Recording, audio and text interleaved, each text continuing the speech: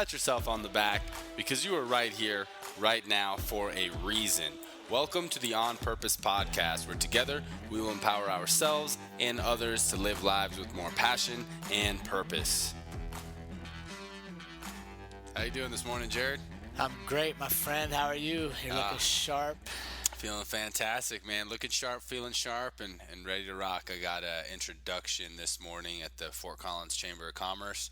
Nice. Introducing the Loveland Toastmasters. So they know that I'm a Toastmaster advocate. They picked the right guy for the job.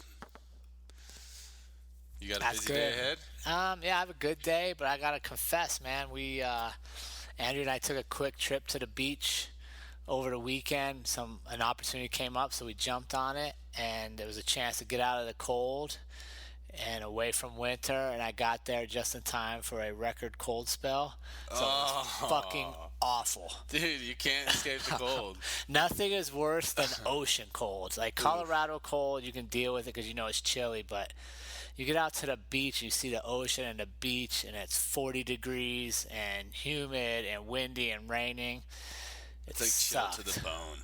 It is, man, and it's kind of like you look at the ocean, you just want to play, but it's so cold you don't even want to go outside. So Do you do cold showers? I do cold showers, but not in the freaking ocean. Yeah. You know what I mean? Like the ocean's my playtime. Yeah, I like cold showers, but I just chalked that up to the universe. One, I lost. Yeah. You know what I mean?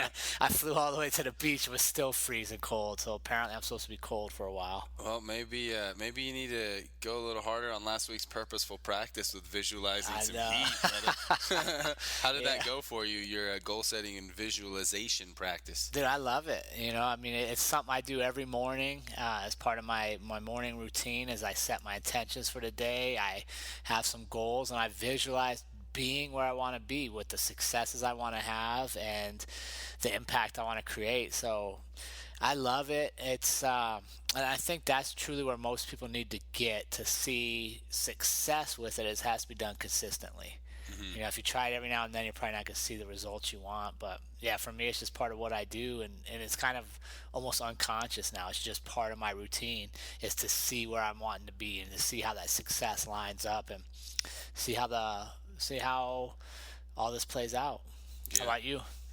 It's been great, man. I actually am doing this new meditation. I use this app called Insight Timer, and I really like this one I came across. It's called Manifest Your Desires, and it's this really attractive English woman with a pretty voice too. She's like, imagine your best life in the feelings, and it's like a 9.5 minute meditation. Yep. But that's really helped me with that visualization piece. Is it free? Yep. Cool. Yep, it's a free app. Let's try to put that link in the bio. Get some of our community to get over there and give it a try. Yeah, Insight Timer, I like it. They have all types of categories. Oh, very cool. Of different meditations. And I like 9.5 minutes. This is no scientific survey or anything, but I found for me that like that 9 to 10 minutes is like the perfect amount of time to really let my mind go to where I'm supposed to be. Get the feels in, see the successes, see the journey, be part of it, and still fit in my schedule. Yeah. I think any shorter than that, you really don't get to that deep, unconscious thought about things. Mm-hmm. And then for us, or at least for me, any longer than that, and I get to a point where I start being less mindless. Is that right? Less mindless. And I start thinking about, okay, I got to get going. I got to hear. That 10-minute mark is perfect for me. Yeah. Yeah, I think so too. And it's so vital because we're always going, always stuff in our mind where I've just recently realized how important trying to take some time to be still is. I'm reading this book right now called Stillness is the Key by Ryan Holiday. Awesome book. And he talks about how one of the hardest things for a human being to do is nothing. Is sit in a room and be quiet.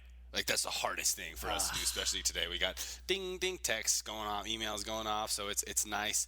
I finally feel like I've been getting a good rhythm with that meditation practice. Just 10 minutes a day. Sit down, be quiet, breathe, just focus on that. Yeah, and I love starting my day with it. It takes advantage. I get up earlier than everybody else in the house, so I have the stillness of the house. It's just quiet. It's just time for me to really reflect on myself. Mm-hmm. And I like starting a day like that. Yeah. Yeah, me too. Speaking of reflecting, man, we had an awesome community member submit their purposeful practice this last week that I really enjoyed reading. And we have some extra the On Purpose podcast t-shirts, which I've been wearing around. Wore them to a concert the other night, and people ask about it, man. They see that logo, they're like, what is that? That's a cool logo. So we're going to be giving out a few for free Yeah. on some On Purpose practice submissions over the next month or so, probably through the end of the year. We'll do a Yeah. few. So get those practices in, guys, and you may receive an On Purpose T-shirt. And you rate us, give us some reviews.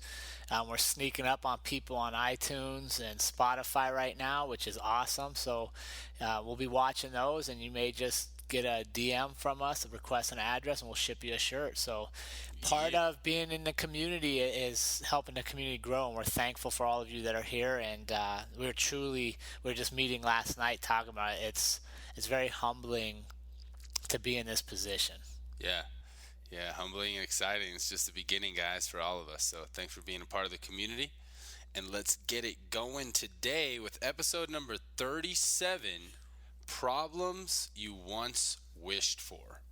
Yeah, I love that. And I love that title, and I love this concept because it hit me probably like in March, I think. So I'd been 3 months retired, 3 months leaving my day-to-day routine and what I had to do. Like, my days were so structured. I knew exactly what I was going to do all the time. It was so easy. And I left it, and then I found myself sitting there dreading doing the things that I was supposed to do. I didn't want to cold call people for my classes. I didn't want to follow up on the emails. I didn't want to get an editor for the book. And I could feel it. Like, I could just feel like I don't want to do any of this. And then I sat there and I thought, like, this is actually like 6 months ago. This was the day I dreamed of. Yeah. I literally dreamed of having all these problems, and now somehow I don't want them anymore. And I think a lot of us get that way. We have success in life. We have things that we achieve. Well, that achievement comes with more responsibility a lot of times, different problems, and then we start to resent being at the very place that for most of our life we had dreamt of getting to. Mm-hmm. How do you think it became something that you looked at as a problem? Like how did that mindset shift happen for you? Well, I think because it became real, right? Like when I'm employed by somebody else and I'm doing what they assign me to do, and I'm not responsible for creating work, it comes to me and I handle it. Mm-hmm. Well, all the stuff I want to do sits off on the side. And if I can get through the stuff they're making me do to work on the stuff I want to work on, then I get to. But there's always kind of that excuse of like, oh, if I had time, I'd work on this. If this was free, I would do this big project, or I'd really do this for myself. And then all of a sudden it becomes an option, Mm-hmm. right? I leave that work, and now it's on me, and it becomes real. And I look at it, instead of just being a dream, it's actually possible. But to make it possible and to make it reality, I have to do work. And I think that's kind of where it's easy to shift our mind from our dreams becoming problems, is there's work associated with it. And it's easy to be like, man, what the hell? Why do I don't want to do all these little tasks, right? We talked about last week. Like, I like the big vision, not necessarily all the tasks. Yeah. But you got to realize, like, you can't get there without completing the task. So I think once it becomes real and it requires you to actually work towards what you said you wanted, it's easy for people to shy away and back up and go back to what was comfortable. Yeah. Yeah, no doubt. What do you think on that? I definitely have those. I mean, just recently we've had in my business a lot of personnel shifts, bought out my business partners recently. So even though I've owned my business for over 4 years now, it feels like I'm a startup again, and kind of like we're rebuilding the foundation. So recently I had to and still a little bit answering customer emails, customer things like that, and I caught myself like, oh, I want to talk to all these customers. Yeah. Like, oh, all these customers are so annoying. And I was like, listen to myself, like all of my customers, what the Yeah. hell am I saying? Right. Like, what a blessing, what a privilege to have lots of Yeah. customers to the point to where I'm quote unquote annoyed Yeah. having to answer them. And I think sometimes I let this idea or perception of like, oh well, I need to be doing bigger picture stuff, but it really helps me. And I know it's not feasible to always be immersed in customer interaction. Like eventually, when you scale, you do have to outsource that. But I think that it's very important to always keep a finger on the pulse. Like if I'm, once I do get back to the point to where I'm not doing any customer interaction at all, which is it's getting there just about again. I am gonna remember to come back every now and then, even if it's just like, hey, like let me look at some emails, or let me take a couple calls, just see what people are saying. Is really good. But it's funny how my dream in Yeah. in college was like to start my own business, and there's so many times where I'm like, oh, like this is work, this is annoying. But the customer one, I remember being uh, definitely one of those problems that I once wished for Yeah. sure. Yeah. And for me, I can tell you, owning a gym was a dream, right? Being able to go train whenever I wanted to train, and to have people join to be part of the community to train. And one of the first things is the bathrooms weren't clean enough. They just weren't. So literally every day I would come in, and in between classes, one of the things I'd do is I'd wipe down the bathrooms. And at first I didn't like it, and I was like, I should have somebody that does this. Like, why do I do this? And now I love it. Like, it sounds weird, I literally enjoy the 20 seconds, the 30 seconds it takes to wipe down each bathroom as we transition from one group of students to the next group of students to the next. Because it reminds me, like, that's probably the most disgusting job you can have in any business, is right, is cleaning the bathrooms. But I get to clean the bathrooms in my business. I get to clean the bathrooms in a place that is one of my dreams come true, and that the people that come through those doors deserve to have a clean bathroom. And not only that, but by me taking the time to clean the bathroom, even though they don't know who cleans them, they don't see me do it, it's just my way of thanking them a little bit. You know what I mean? So I could be mad and pissed off, like, why do I have to clean bath? I could hire somebody for sure, but I kind of like it because it grounds me in the fact that, yeah, just because you have dreams and you're successful, there's still work to be done. Oh yeah. And sometimes doing the things that you think are beneath you or that you don't want to do is the best way to remind you of where you're going and how you've gotten there. Yeah, I mean, the more successful we become, the more work there is, you know. Yeah. And if you're getting help and outsourcing, that's great. But I think it's always important to humble yourself and to at least, like that one show, what is it, Undercover Boss? Oh, Have I you ever love seen that one of show. those? Yeah. Where they get back on the ground floor, like with Yeah. the janitors and all the employees and stuff. I think that's important as a business owner to at least have a finger on that pulse of like seeing what's going on in that realm. Well, not even I agree on business, but I think for those of us in the community that are listening that don't have business, when you have your dreams and you have goals, realize there's hard work to be done. And just think about it, if your dream was easy, it wouldn't have been a dream. It wouldn't have been a dream because it's so easy, it's real. When you have big dreams, you have big goals, you have aspirations, there's going to be things along the way that you don't probably like to do, that you don't necessarily want to do. But how you frame doing those is going to be critical to your success.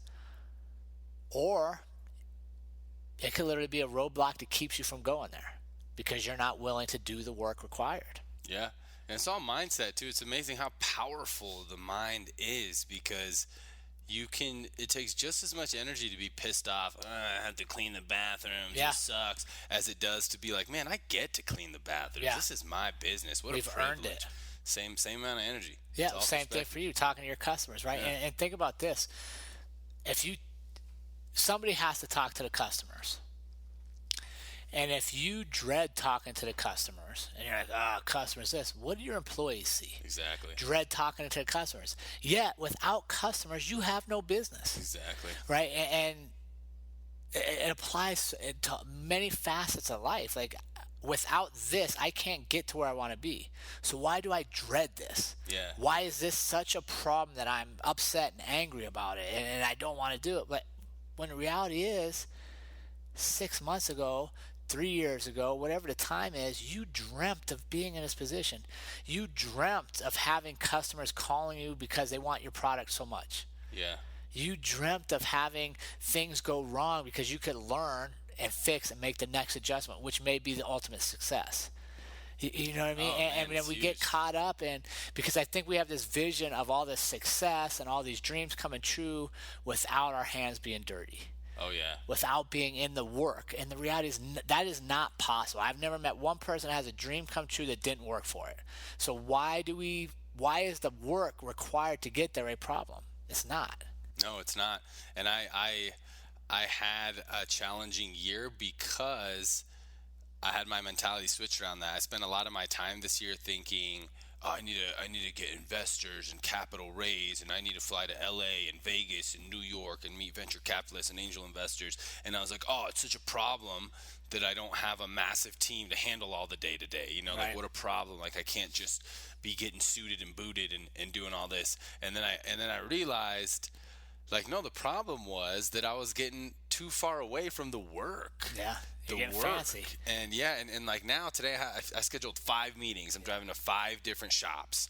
I'm dropping off samples, mostly to purchase managers, owners, but some I still schedule just with an employee there. If I can't get them this week, I'm like, look, I'm going to leave it with you. I'll follow up with the manager, want Love your it. feedback. And I'm interacting with the community, and I'm just like, it's crazy because I like reflect on my year and I was like, oh man, it was it was a crazy 8 months to be in that mindset. However, I'm still grateful for that because I learned so much about a realm that I didn't know anything about, which is raising capital. Yeah. So you gained experience. Yeah. But even if that had been the reality, right? And you'd have been super successful and you'd have raised all this capital immediately Hmm. and you'd have brought on all this staff, you would just have a new set of problems. Hmm. Because now you have personalities, you have employee performance, you have evaluations, you have HR, right? Like we're never going to get away from problems. And for those of you listening, if you think there's this dream that if this happens and that happens, then I have this perfect little life with no problems, I'm just going to be honest with you, you're lying to yourself. If you have all the money in the world, you have problems. If you have no money in the world, you have problems. If you have, there are problems everywhere. So literally, you get to choose, how do you see your problems? Do you see your problems as being a good thing because it means you're growing and moving in a different direction? Or do you see them as barriers and obstacles that stop you from doing what you want to do and you just stay put? Exactly. Either way, they're there. Yeah. Behind mountains are more mountains. And Yeah, that's a great analogy, right? Like, how many times have you gone on these hikes and you're like, oh, I'm going to get to the top of this hill, enjoy the view, and you get up there and you're like, fuck, man, there's another mountain behind it. yeah. Like, I can't even see the view because I got to climb this guy. Well, that's life. There's no point that we get to and we're like, oh, I'm done. So why then do we find a lot of people live their life finding problems out of potential solutions, right? They spend their days looking for more problems on why they can't get somewhere. They see every opportunity as problems.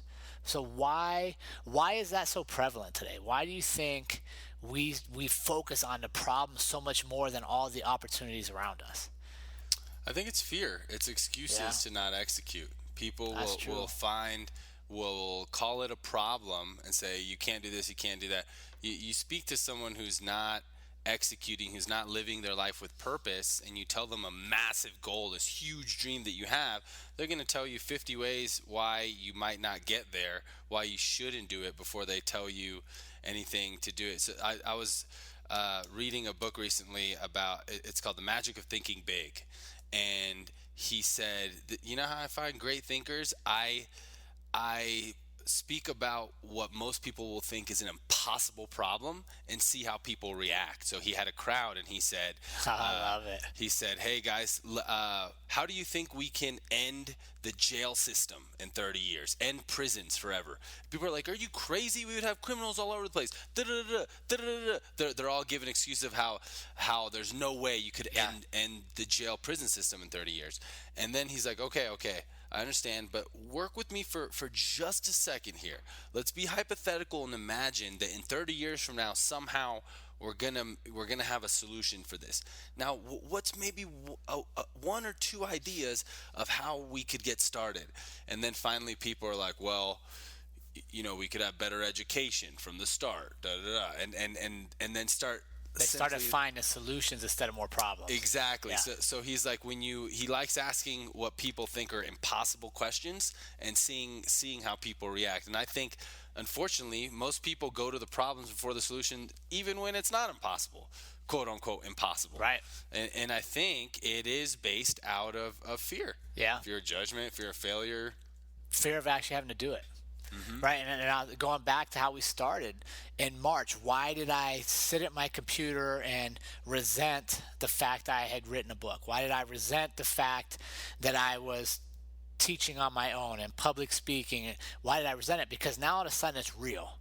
When I had the other job, and this was just stuff I would do if I just had time, and I would do all this great stuff if I was just free to be creative and to be on my own. Well, that's all nice, right? But because I couldn't, I was structured, I had a job. Then all of a sudden I leave that, and now it's real in my face. And now it's up to me to actually make things happen. It's easy to sit back and go, oh boy, man, if only this would have been different and that would have been different. I could have been so much more, but it's the way it is. Right. But then when you're actually around people and they're like, hey, dude, you said you were doing this. Like, what happened? Like, where are you at? Yeah. Well, and you're like, fuck, right? Whoa, you're right. I did. I better get working. That's it too. You said it's easy to sit back, right? Especially here in the United States. I mean, you can go to jail and you have food, shelter, community, friends. I mean, it's so easy here to be comfortable. So I think it's a mix of fear and comfort. Comfort's to where it's like, one. if I don't go for my dreams, I still got my friends, my house, my yeah. So you're it's like ET, right? You need to want to succeed as bad as you want to breathe. Yeah. You really need to I wasn't sure if you were going to talk about the little alien ET or Eric Thomas. Yeah, Eric Thomas, a motivational speaker. He says you need to want to succeed as bad as you want to breathe. Yeah. And that's a great analogy, because if your why isn't powerful to overcome fear and comfort, it's going to be hard to make moves. Yeah, absolutely. And it's easy to slide back into comfort. And then I would even add to it, so you got those things and then who you surround yourself with. Yeah. And if everybody that's around you sees all the problems in the world and all the obstacles, and they're the kind of people that meet every Friday or Saturday, whether it's at a bar, the campfire, church, wherever you go, and all they do is sit around and talk about all the problems they would solve in the world, but they don't actually take any actions, then you're probably going to be sitting on the sidelines a long time yourself. Oh yeah. And I guess that's, to me, is, I think I've talked about this before, and you and I are on the same page. I don't want to have regrets. I don't know that I'll be super successful in all the dreams I have. I don't know how this plays out, but I do know this for a fact. If I don't try, I know how it ends. Period. If I don't ever even get in the game, I know I can't win. But by playing and getting on the field and learning and experiencing things and making mistakes and growing, at least now at the end of my life, I know that I tried. And I just wish more of us would think about, don't live today like you have tomorrow. Live today like you just lost one less day. So what do you need to be doing today to make sure you get the most out of today? And playing it safe and sitting on the sidelines and seeing everything in life as problems versus opportunities it's just going to keep you where you are. There's no way, you can't grow. Yeah, you can't. And man, it's far too short. Just having a birthday and stuff, I'm like, man, if I'm halfway through life, I got to get to work. Yeah. I might have cruised a little too much earlier in life, Yeah. you know? Yeah, definitely. So let me ask you this, Jared. What if anything in your life today Yeah. do you see as problems? Man, I got a list of them. What do I see as problems? Raising teenagers, problematic, right? It's a huge problem.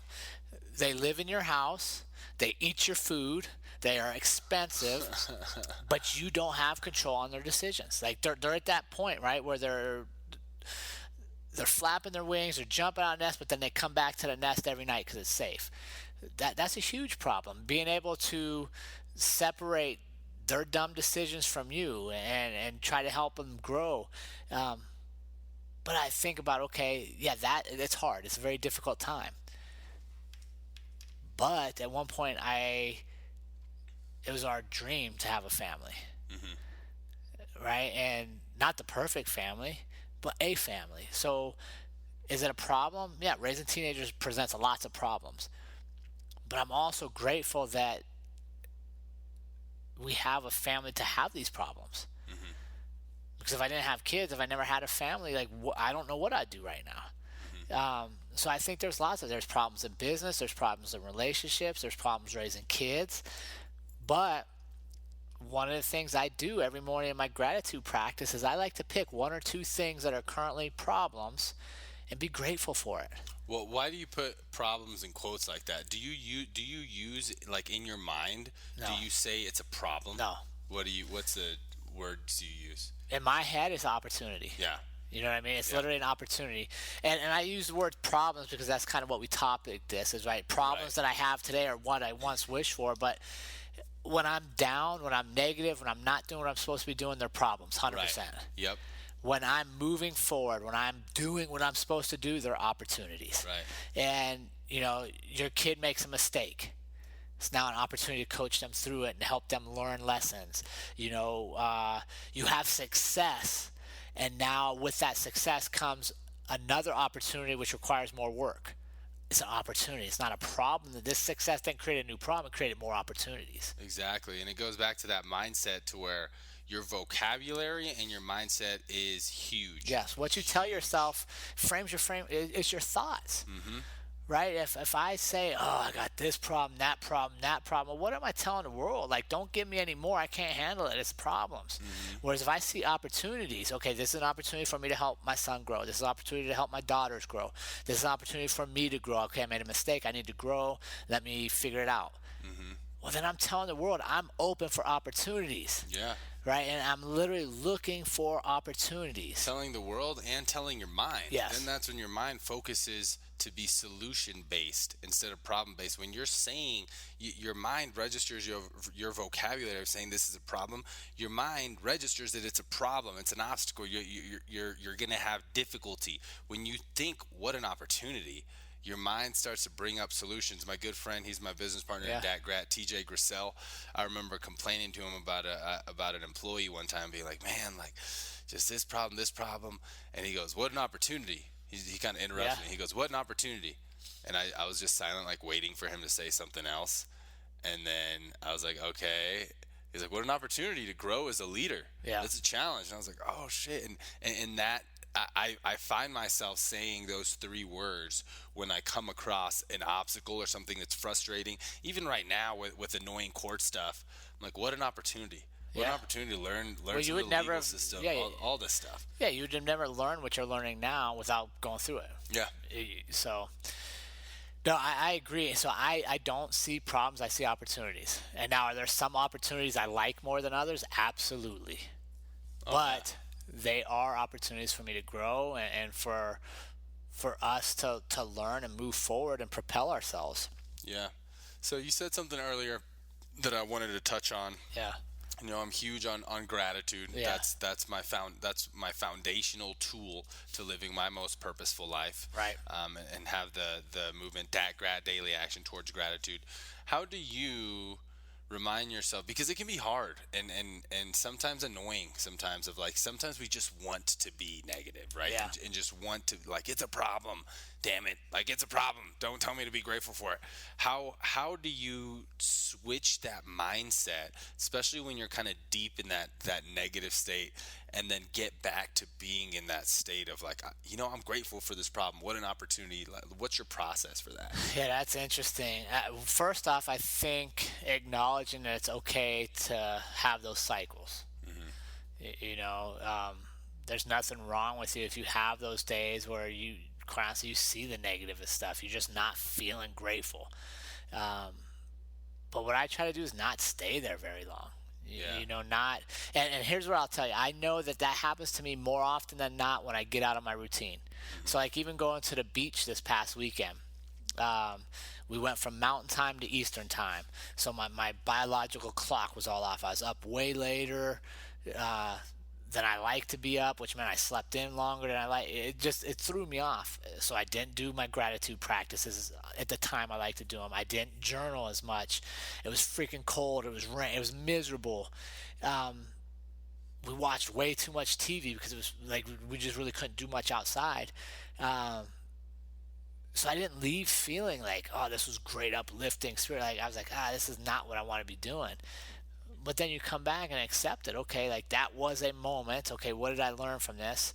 Um, whatever your lessons are there, and then get back to doing what you're supposed to do.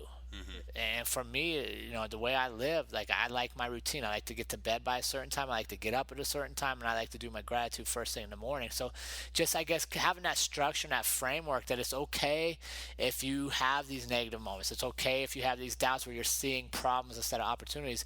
But then having a structure to get you back on track, so you're not spending extended periods of time there. Yeah. Yeah, that's good. And I think it's the routine, you know what I mean? And Hmm. it's you can't expect to jump from one extreme where all you see is problems and all your circles problem finders and you just live in problems, and then wake up the next day and you're going to be in a completely different crowd of opportunists and entrepreneurs and blah, and I'm running all this. It's gradual. And it's small steps, like set a routine, have a gratitude practice in the morning, set your intentions right, whatever it is that works for you, just do it, and then Hmm. start doing it, and slowly but surely you'll see that momentum build and it'll start to shift for you. And then when you do have those bad moments, those bad days, you're able to regroup and get back on track quicker because you have a system in place to get you there. Yeah, no, definitely. I love that you see gratitude as a practice, because Oh, we've for sure. interviewed for Dat Grat about 300 people now over the past 2 years. And so many people do not see it as a practice. They see gratitude as something that you express when someone does something nice for you, or That's something you cool. do around Thanksgiving. But gratitude is one of the most powerful emotions that a human can have. And it is very similar to fitness, Yep. and to where when you're not exercising it, it's going to fade. And similar to fitness, people have their own vehicles that they prefer that will make them more consistent, right? I Great. hate running. You're not going to catch me doing 5Ks and half marathons, even though I did that one with, On with you on crutches. crutches, right? Like, right, I'd rather crutch a 5K than run it. Not really, but running isn't my favorite. Yeah. MMA, lifting Yeah. weights. I love that. Everyone has their preferences, and with gratitude too. You're a big time journaler. Yeah. I like to vocalize out of my sunroof. That's my trigger. But same thing, like when I had my New Orleans trip recently, I felt a little fade in my Yep. fitness because I wasn't eating right, Yep. didn't get my workouts in, and even though I had gratitude on the mind, I wasn't doing my intense practice that I usually do, and I felt that lower too. And it's literally, it makes you a magnet to attract more abundance into your life, because everything that you're grateful for in your life, the universe, God, spirit, whatever you want to call it, gives you more to be grateful for. And I could feel my magnetic Yeah. gratitude kind of fade a little bit. So I just wanted to hit on that because I think it's super important. And frankly, like, we're executing, we're achieving, we're living life with purpose. And for me, I can look at my life and I'm so grateful because everything that I've set out to achieve, health, wealth, love, happiness, I've achieved in some form. Yeah. Of course, we all want more. We're always trying to get to the next level, but I'm already so grateful for everything that I've already done, and because of that gratitude, because of that consistent practice, I'm seeing more and more of that come into my Yeah. life. Yeah, I think it's silly to not consider it a practice. Like, right, why would you not practice appreciating the people in your life? Why would you not practice being grateful for all you have instead of spending all your days staring at what you don't? Hmm. It blows my mind, and quite honestly, I think it's one of the biggest reasons we have a lot of the problems we have in our world today is we're not grateful for much anymore. Hmm. We expect. You should do this for me. That should happen for me. How about we try being grateful for what we have? And then with gratitude comes appreciation, right? Like if I'm grateful that 4 people watched this episode, I mean, I hope it's a lot more than that. Hmm. It is. I've checked the numbers. But if 4 people watch and they get something out of this, I have an option now. I can be grateful that we impacted 4 people, or I could be pissed off that it's not 4 million. Hmm. Which one serves you better? Like being grateful.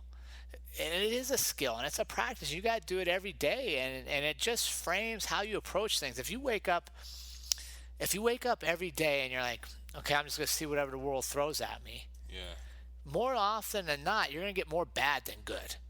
Oh yeah. Right? Because that's what the world feeds off of right now, right? There's a lot of negativity all around. But if you're like, hey, I'm grateful that I'm up today. I'm grateful that my family is alive. I'm grateful that my family has problems because we're growing. I'm grateful that the train was in my path again because it allowed me to sit and listen to my favorite song longer. I'm grateful for all this. Yeah, and that's hard to do. Yeah, it is. That's high level Verse practice. verse on the other side, I'm pissed off my kids have problems. I'm pissed off that this train's blocking my road. I'm pissed off that the light turned red. You're gonna go all day pissed off? Guess what? You didn't control any of that, I have a but you could be grateful for it. I have a question for you. Yeah. You said something that made me realize something. Do you think that, because I've always thought of gratitude practice, but when we hop on social media and when we have envy and we're wishing for things, do you think that we are actually practicing and what's the atrophying wishing and envy?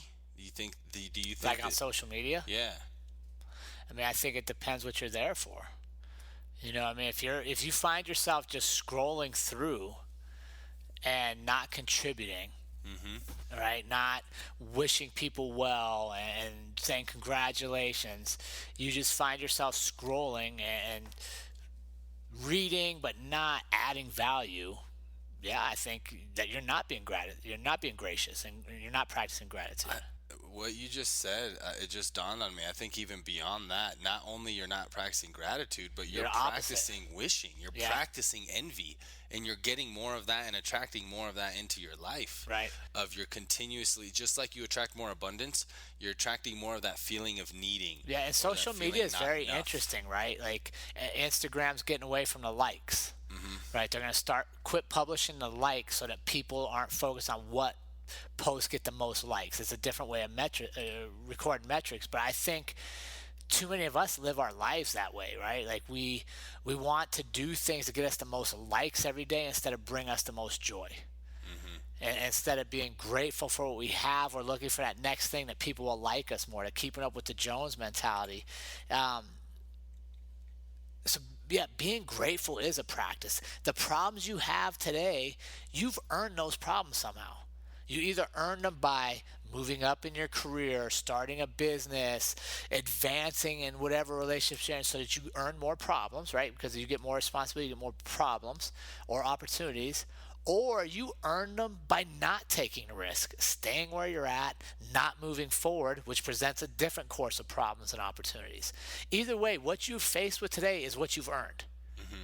I would rather earn things by seeing them as opportunities and moving forward so that I get more opportunities than sit back and just resent all the problems that seem to find their way into my life. Yeah. Because we all know that friend, right? That person that every day they would be doing something different, but this happened wrong and that happened wrong. Their car broke down. They got a flat tire. They couldn't be to work on time because of the train. Like, they always just have problems. And you're like, dude, do you realize, like, that's your life? Like, So how do you think this happens to you all the time? And I'll talk to students at the gym about this, right? When they come up and they're like, I got to take a break from training because this happened and that happened. I'm like, this is like the third month this year that all these things happen to you. What's the common denominator? It's you. It's you. Like literally, you're attracting all these problems. So like, let's talk about how can we shift this? Yeah.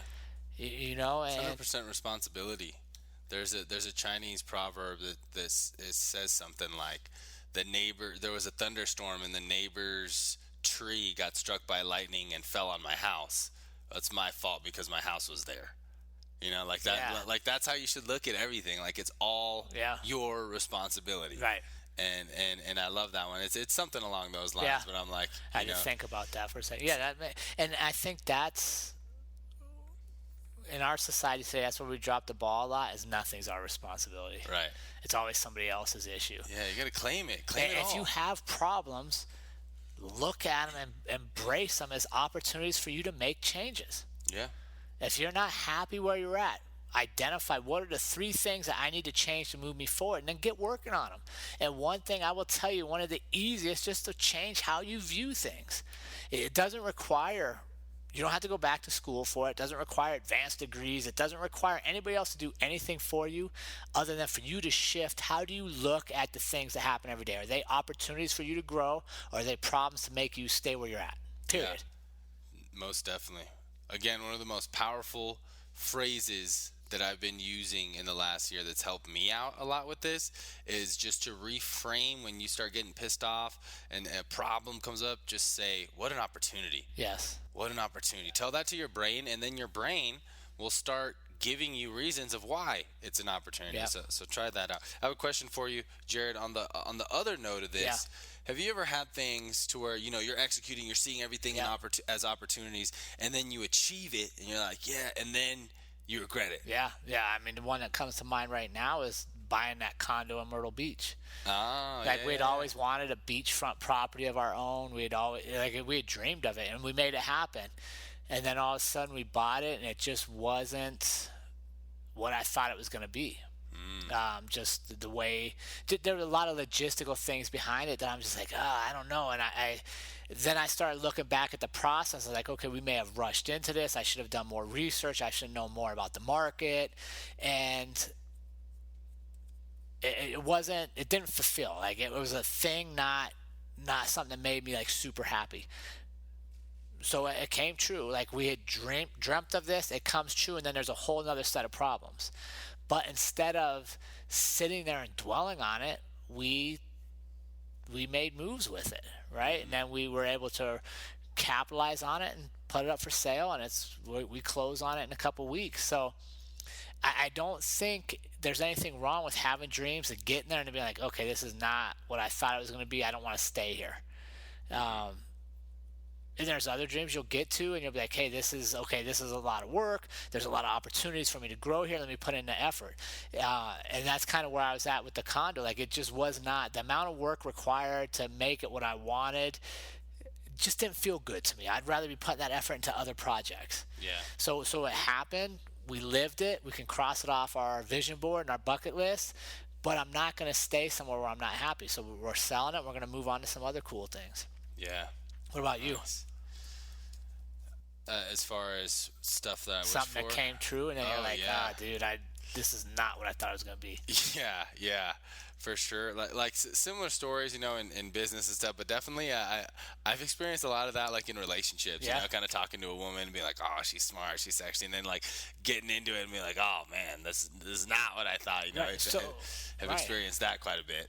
But then you make changes. Yeah, definitely make Right. changes and that's why I've only been in two serious long-term relationships and nothing nothing against the relationships that I've had. Like I'm grateful for them. Yeah. I've learned so much from them, and kind of referencing more like in the dating life of just like being really excited about something like Yeah. I really want to connect with this person, and then and same thing kind of too with business connections too as well of being really excited.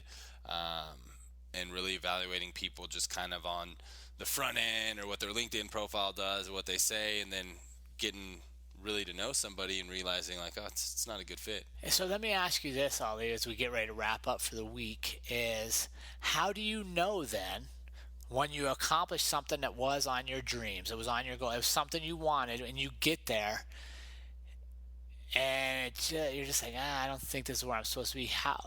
What is your metric for deciding when it's time to shift gears and move on to something else versus stay there and put in work to move forward? Growth. Am I growing from this? Am I growing? What's my return on investing time in this relationship, in this Yeah, opportunity? If I'm growing and I'm learning and I'm happy and I'm enjoying it, because there's times where I'm growing and learning, but I can't stand it. yeah, I can't stand the person, or I can't stand yeah, the environment, or whatever it is. So if I'm growing and learning and I enjoy it, I'm happy, yeah. then it's worth it to me. Okay, so we're on the same page because you hit the key word there. Literally, that is my metric. If there are more opportunities, so I get to a point where there's more opportunities coming at me and I enjoy the work required and I'm happy doing it, then it's worthwhile. If I get there and there's more opportunities and the work required, I don't enjoy it, it doesn't make me happy, it doesn't feel good to me, then I'm shifting gears.